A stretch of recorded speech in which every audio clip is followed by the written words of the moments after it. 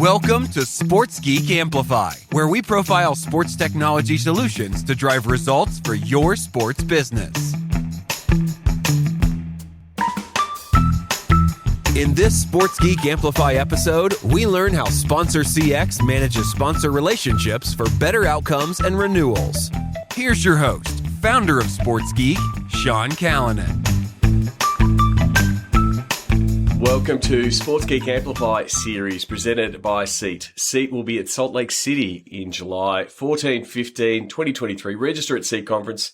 This episode features Sponsor CX. Very happy to welcome Jason Smith. He's the founder of Sponsor CX. Jason, first thing I wanted to find out, I'm really interested in founder origin stories and how you came about the idea and how the product like Sponsor CX came about.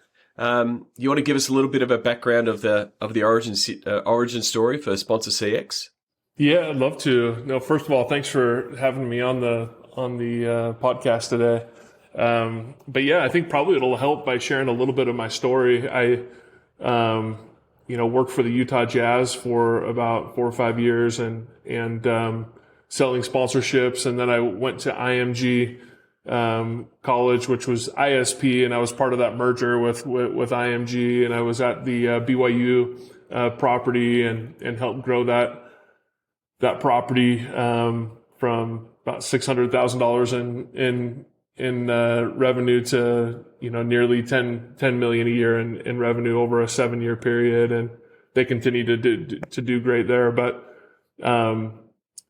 spent over a decade on the sales side of the business and used some pretty antiquated, systems, but I didn't really have the idea of Sponsor CX at the time.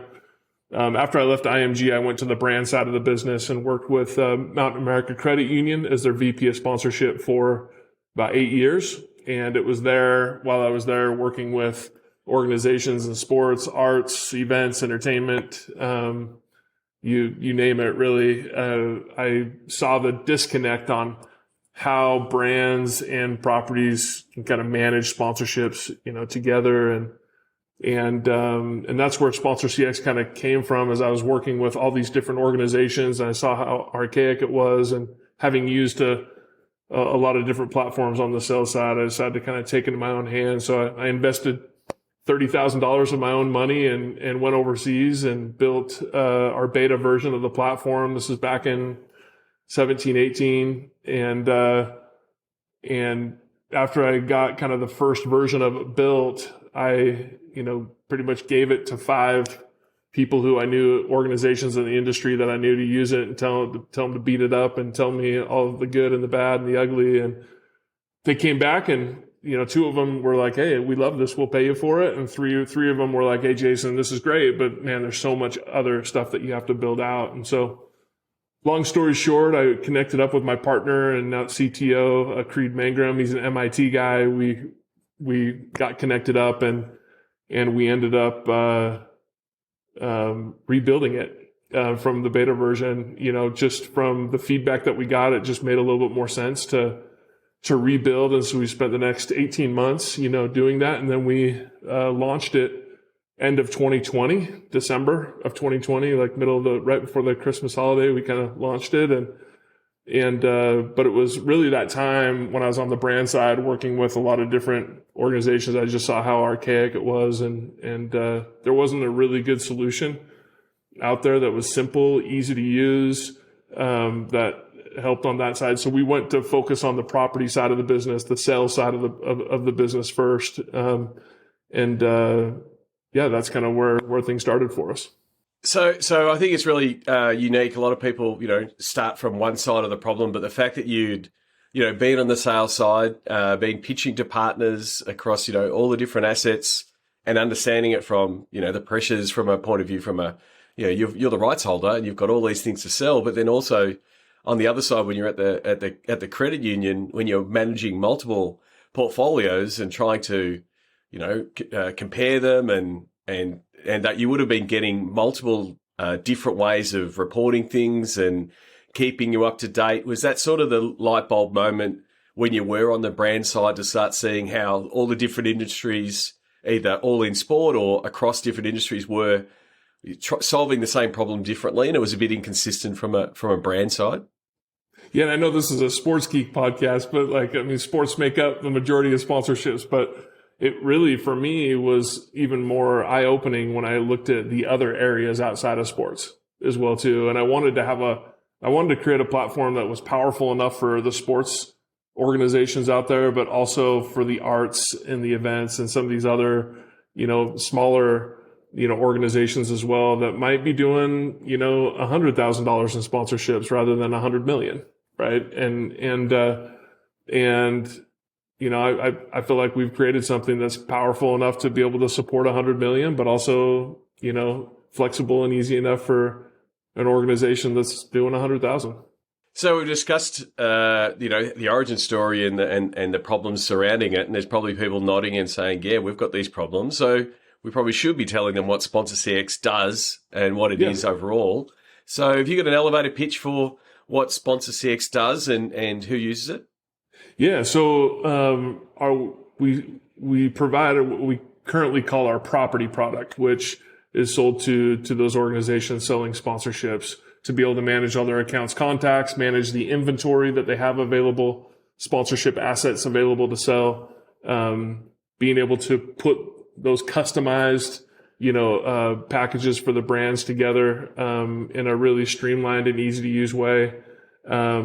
And be able to generate proposals, term sheets, agreements from their legal documents, to be able to take and to the sponsor. And then once it's executed, upload it into the platform.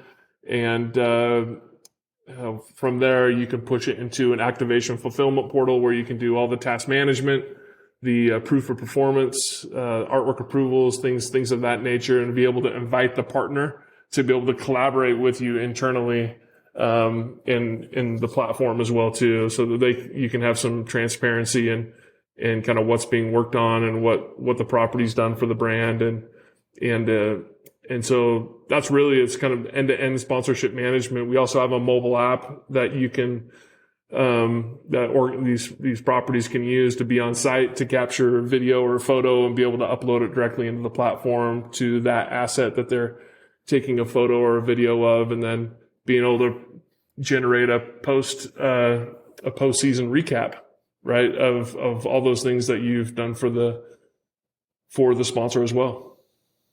And so from you talked about having a couple of founding clients that were good enough to be testing the beta. Who are some of the clients now that are using it as a platform? Both from that sales piece and then that real important piece, because there's normally that disconnect in that activation piece, because you can have the best salespeople in the world and they build that relationship and they get that sale, and then it doesn't quite get the handed over to all the different departments that have to execute it, whether it be in stadium and the signage, or an event activation, or in the world that I play in the digital space. Trying to get that communicated can sometimes be difficult. Is that the space that Sponsor CX sort of leads the way in helping, that communication and that cohesiveness across the organization?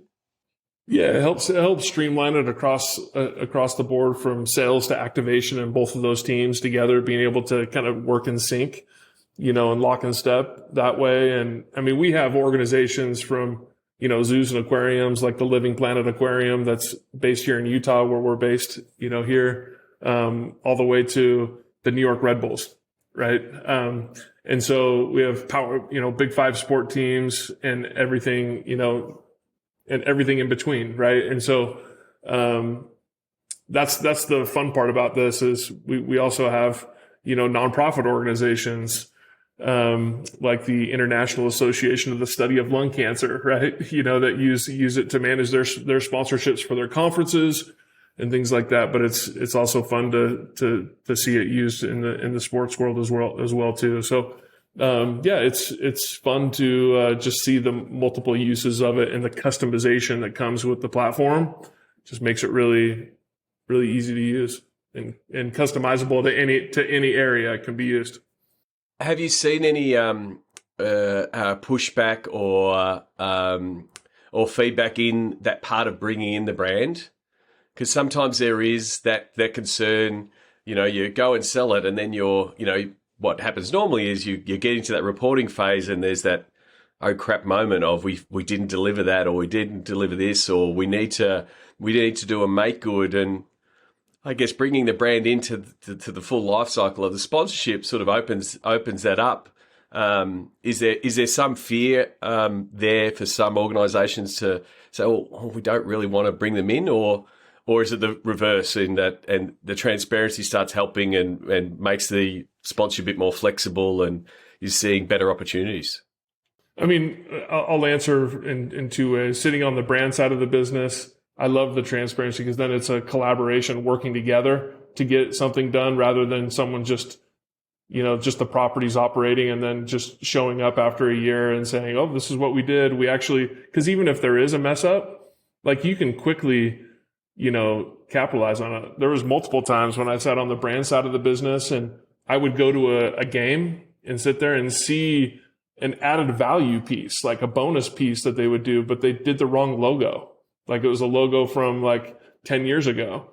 And as much as I really appreciated it, and I truly did, like I appreciated the bonus assets, but I know that if my CEO was sitting there and saw it, or my CMO, it would be like, well, why does it look like that? So there's the conversation of like, hey, I love this. This is so awesome. Thank you. But if you could have just shown that to me real quick before it went up, then we could have like, fix that piece. And so there's that balance of like showing appreciation, but yet at the same time, like, oh, that was the wrong logo.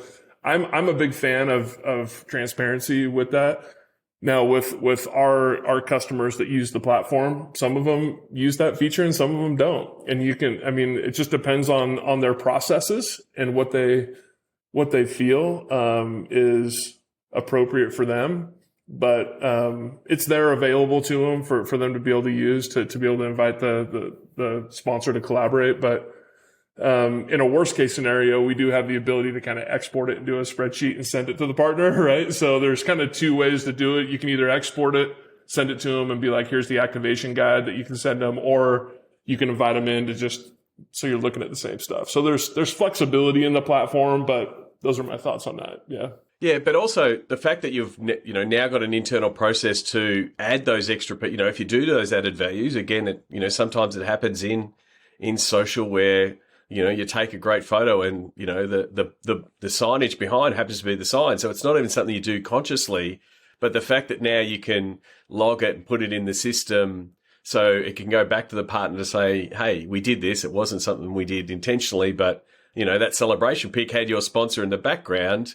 It becomes one of those key stories. So it starts building that trust and building, like you said, the transparency. So you're building on that relationship throughout the year, and you're not just in that heavy sales phase when we've got to close them. You're in closed mode and you've got to close the sponsorship, but you're actually building towards that next partnership all the way through the year. And that's where it's a key tool for your sponsorship coordinators and your sales staff to maintain that relationship throughout the year. Yeah, and I think the key is I love the consistency too, like throughout the year of touch points, rather than because it's really easy, to your point, in the sales process, it's really easy to just kind of like hunker down and just focus on sales, and then all of a sudden the end of the year comes and you're like, oh man, I got to do a recap for them, and you haven't talked to them in 8 or 9 months or however long it is, right? And you're like, oh, I need more money for next year. That's a different conversation rather than if you're like a true partnership where you're kind of working through it throughout the year.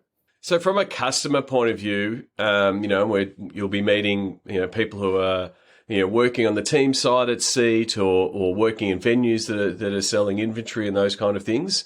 Is there a particular role or a person internally that comes to you and says, we need sponsor CX. This is the issue. We want to have a better management with our partners and keep them more informed and be able to understand what they want, but also continually having that conversation. Does that normally come from the sales side, or is there other parts of the organization that sort of raise their hand and say we need assistance in the space?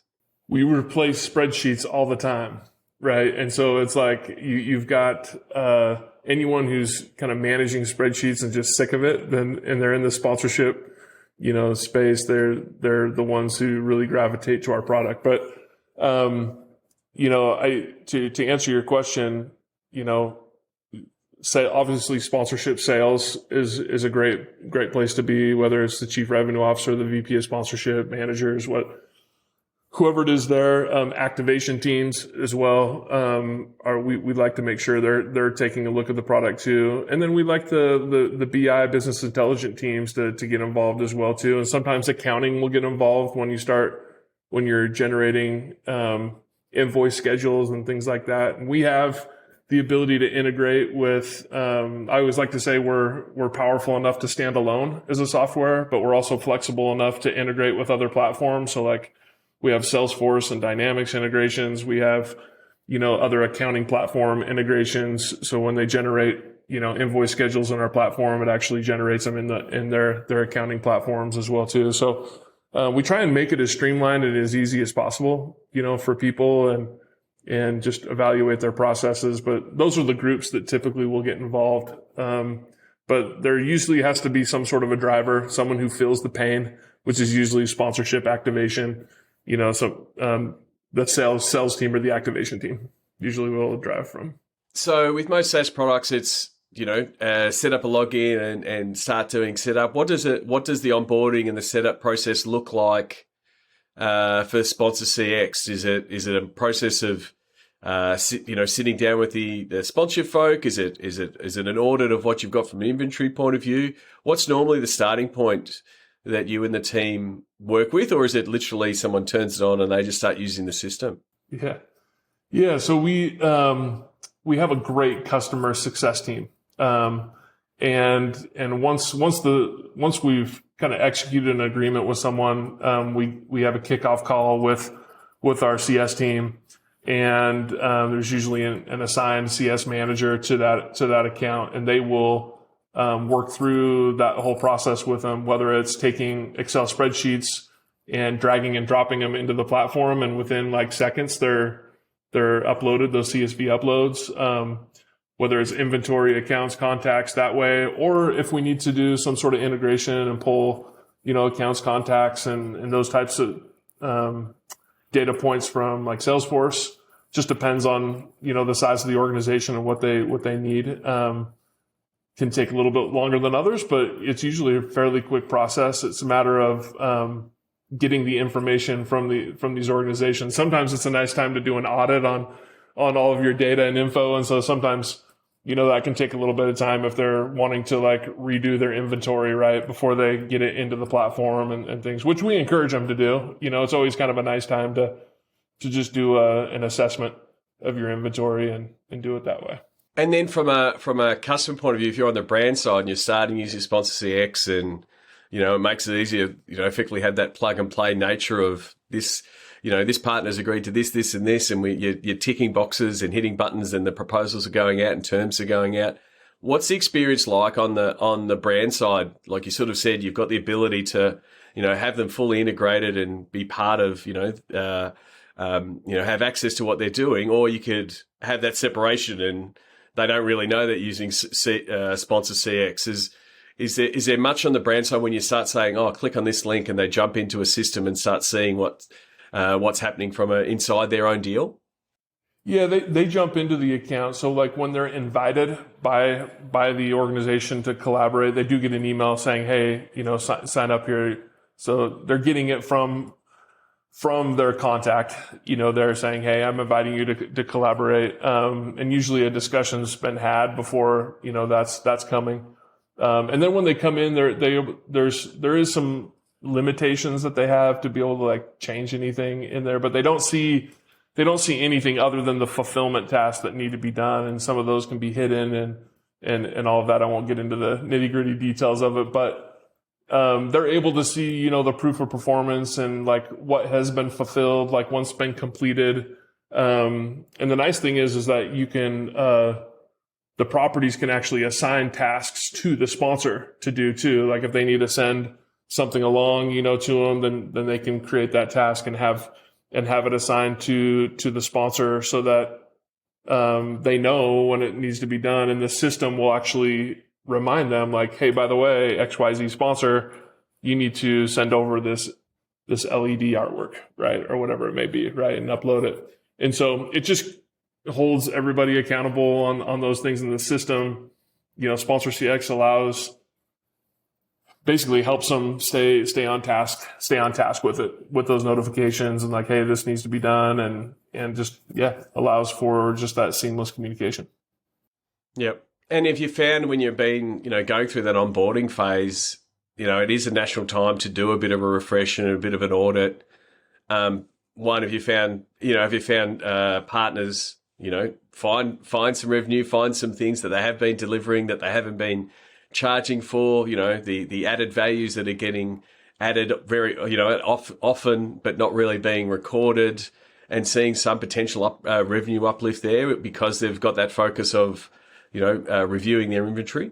Yeah. And we also, I'll kind of note too, like we'll even provide some valuation services too. Like if we need to, like if there's someone who wants to have a greater understanding of like what they should be charging for certain pieces of inventory and all of that, we have a team here too that does consulting work as well too. So I mean, we can help on that side of it too as we're onboarding as well too. So there's a lot of different ways that we can help them. And then on the brand side, you've sort of spoken about being on the right side, but then on the brand that's coming in, is there? I mean, they're getting the invited, making up words now. The invited view, right? That's coming through. Is there plans for, like, again, if you're at the credit union, you're managing multiple properties to be able to have, I guess, a sponsor side for Sponsor CX to sort of how they can manage multiple properties if you're in a spot that you were with like the credit union? Yeah, we have a brand product that's fairly basic today that organizations like brands can use to manage their sponsorships. But first part of 2024, we're hopeful that we can have our full-fledged brand product released, then. So we are in the process of building a really robust brand product for brands to be able to manage the multiple properties that they're sponsoring. And there's going to be a lot of aspects to that product. Yeah, as well. definitely. I mean, it comes with it's a completely different product, but again, looking at the same data in a different way. Totally. And I think the piece that will be really interesting is that, as you probably end up with more brands going, hey, Jason, we're really loving the way this partnership is being managed. We want this, this, and this. And you'll start seeing the benefits of both, whether it's the brand saying we want this thing tracked or realizing the extra value and those kind of pieces. So I think that's a really exciting part of the roadmap, especially when you've got partners that have, like I said, multiple properties across multiple sports, and hopefully across multiple Sponsor CX clients that start saying they want to make that connection. Yeah, exactly. You've got it spot on. That's the whole reason we will be releasing that robust brand product here in the next 9 months or so. Terrific. One last thing, because I'm a sports geek. I'm a former geek. How you mentioned connecting with your CTO. How much have you learned in defining requirements, talking to geeks, understanding what you need to ask to get development done? Because you're the brains from a point of view of the customer point of view. You know what the customer wants. You know their pain points. You were the person up to your eyeballs in spreadsheets, and the pieces that are that need to be fixed, but sometimes converting those into the ones and zeros that the geeks understand and understanding how the developers want them. How have you found that process of both communicating with your CTO and also your development team to get the product developed and constantly iterate on it? Yeah, Creed, my CTO, he's awesome. He's actually really easy to communicate with, and he's a 4-year starter on the MIT baseball team. So he's got kind of the sports. He's your sports geek, essentially, right? Like he is. He knows all the technical side of things, but he is big into sports, big Red Sox fan.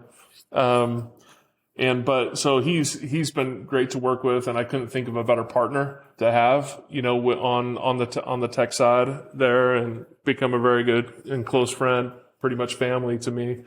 And we have about 10 engineers that are on our team, here, and it's fun. It's fun to be able to be on our dev. We have daily stand-ups with the dev team and hearing them talk through everything that they're working on. And for me, it's about talking about the vision of it. And then, from there, our VP of Ops and, our Director of Customer Success and the engineering team, they all kind of get together and, take the vision of it and turn it into code, right? To do it. But I think the most important thing is that, that's how it started, was just from my brainchild, right? But now I use the term, customer feedback as doctrine. So now I'm just learning from all of our partners, and they'll bring up things and you're like, wow, that's actually a really good idea, and we should iterate with that. And so that's where it's fun now. We're working on our own ideas, but the customers also help build the platform too, as they get in there and start using it, and they come up with these really brilliant ideas.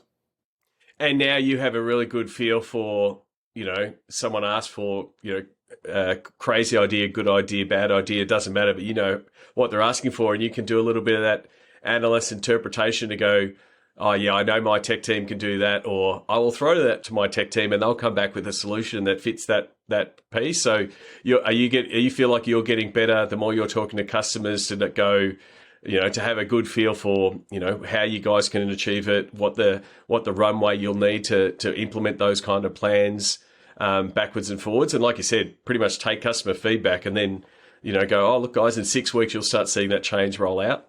Yeah.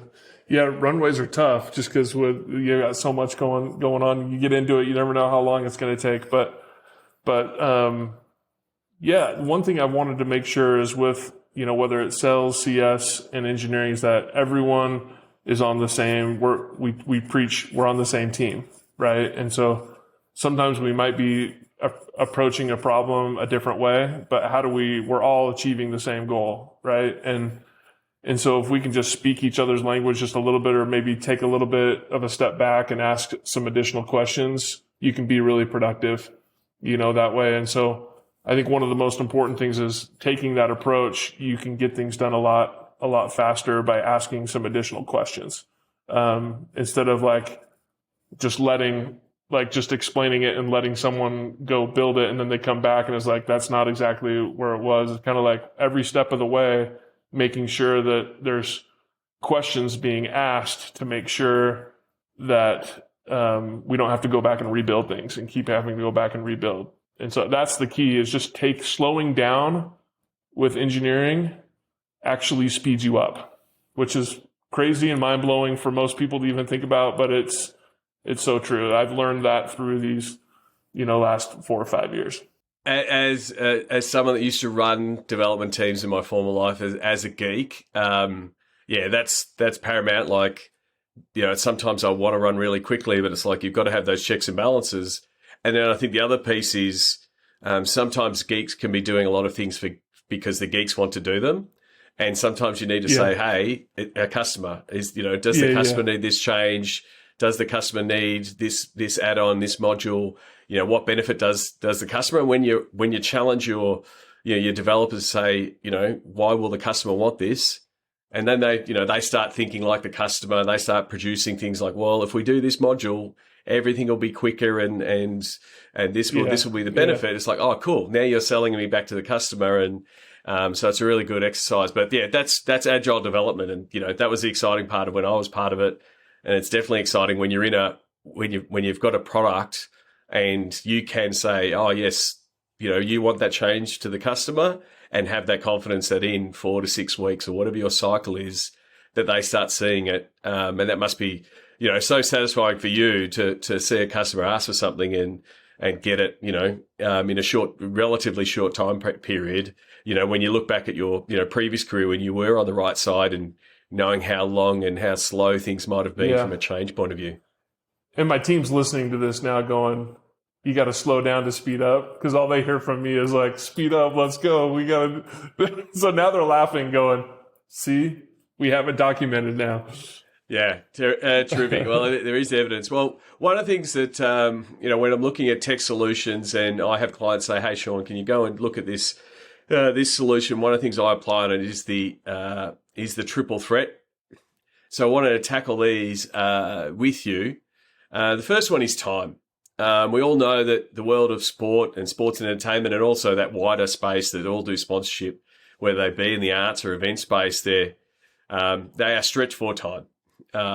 So I always ask people, is your product a time saver? In what way? So Sponsor CX, does it help your customers save time? Yeah, it does. The more efficient that you can be, the better, especially when you have a system that's reminding you of the things that you need to do, and rather than like having to remember to open up your spreadsheets and click on which tab and all of that. It's a huge time saver. If it's requiring more time, then we need to, for people, then there just needs to be, whether it's additional training or we need to look at, functionality of a certain feature and some of those things. But just like anything, like a software, you've got to learn it. Like, we pride ourselves on being simple and easy to use, but even simple and easy to use, you got to dedicate the time to learn and just make sure that it's, this is how I use the platform, and the faster that you can kind of work through it, the better.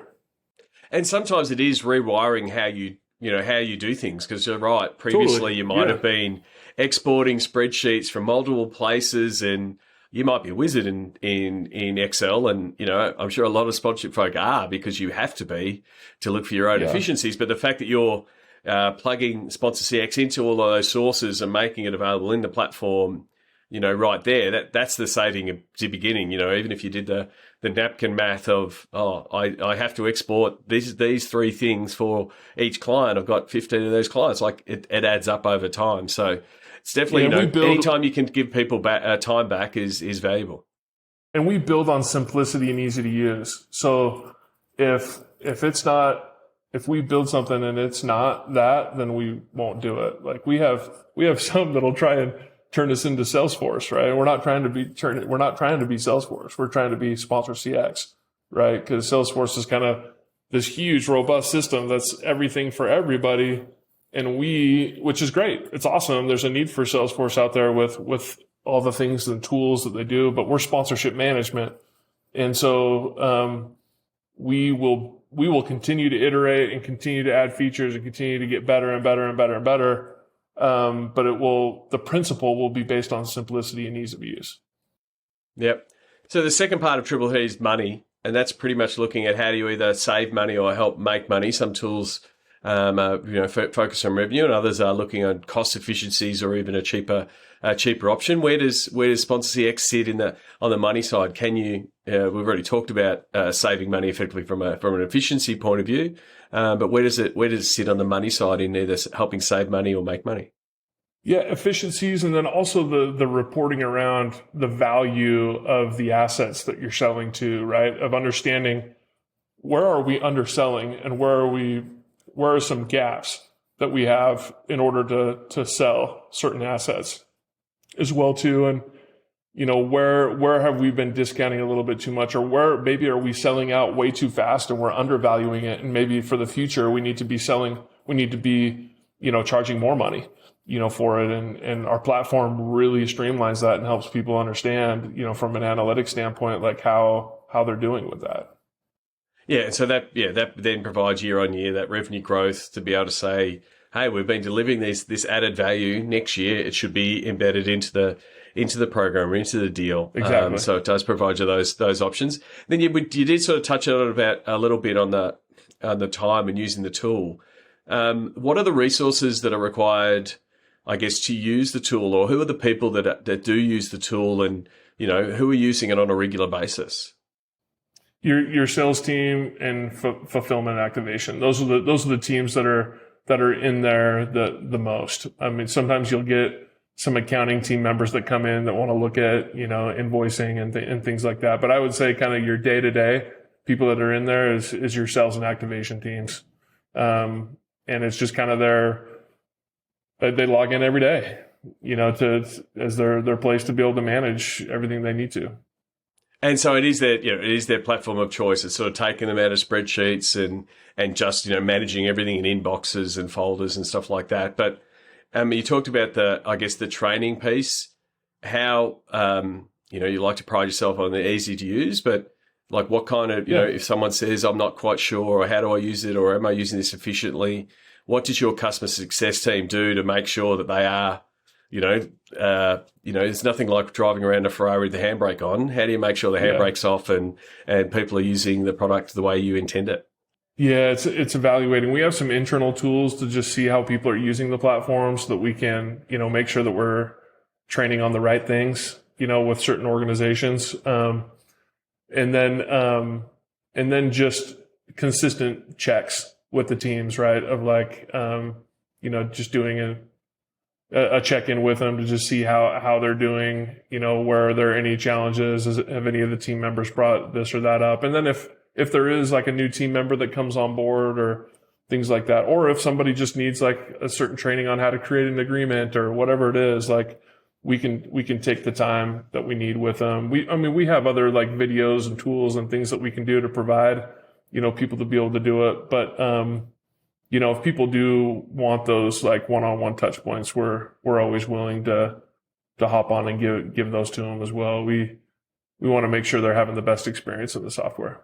Terrific. Well, we will see you at Seat.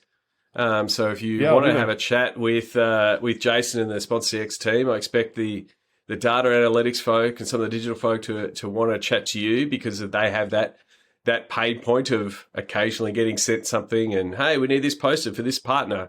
And it's like, well, we don't want it to be a surprise. We want it to be something we know is coming up. So please check out cconference.com, get your tickets. Just give us a bit of feedback, what people will expect coming to Utah and why Salt Lake City is going to be a great destination for Seat. Utah is beautiful. I mean, come and stay through the weekend, head up to Park City if you'd like and spend a little bit of time there. It's always an iconic city to visit. But yeah, it's a beautiful time of year. It's going to be hot. This is the hot season. We just had record snow, so hopefully the runoff will be done by then and the rivers will be nice and beautiful. I'm a fly fisherman, so I'll probably be doing some fly fishing, and if there's anyone interested that would like to head out, I'm happy to take them out. I think Josh Barney and I think we're looking at potentially taking a group out at some point as well too. But yeah, it's beautiful if you want to get into the mountains, hiking, fishing, boating, lots of reservoirs. But Park City is always a great place to go, but Salt Lake City is right along the Wasatch Mountains there. As you fly in, it's breathtaking. Just look out the window. It's amazing. Terrific. It's not. I've never been to Utah myself, so I'm looking forward to it. Don't forget, mention the list of the podcast. If you want to catch up with Jason, maybe do a spot of fly fishing, but more so talk about SponsorCX and how it can help your sponsorship team. Please reach out to him. If you can't find him, come and find me. I will point him out and we'll find the SponsorCX team. Tell him that you listen to the podcast. I really want to appreciate everyone who has listened, appreciate the time you've taken. Jason, this is the time where I do the Sports Geek pitch and I take what we've said and I come back to you with what I think the pitch is. And I'll give it a go and you can assess me and then we can have a discussion on how improving it at Salt Lake City. So you know how sponsorships are all about relationships. What SponsorCX do is help you manage those sponsorship deliverables, keeping your sponsors informed throughout the year. In fact, SponsorCX is helping partners across multiple verticals, not just sports, manage their sponsorship deliverables for better outcomes. That's the sponsorship pitch, the Sports Geek pitch, I should say. So don't forget, if you are interested in SponsorCX, you can go to sportsgeekamplify.com/SponsorCX. You can check out sponsorcx.com, or all episodes are at sportsgeekhq.com. And don't forget to go to cconference.com to register. We'll see you in Salt Lake in July. Jason, thank you very much for coming to the podcast. I look forward to catching up in Salt Lake City. Awesome. Thank you. Appreciate it, Sean. Have you listened to the Sports Geek Amplify series presented by Seat Conference? Go to sportsgeekamplify.com to listen. To connect with Jason at Sponsor CX, go to sportsgeekamplify.com/sponsorcx. Watch all Sports Geek Amplify interviews at sportsgeekamplify.com and meet the guests at Seat Conference in Salt Lake City in July 2023. This has been a Sports Geek production.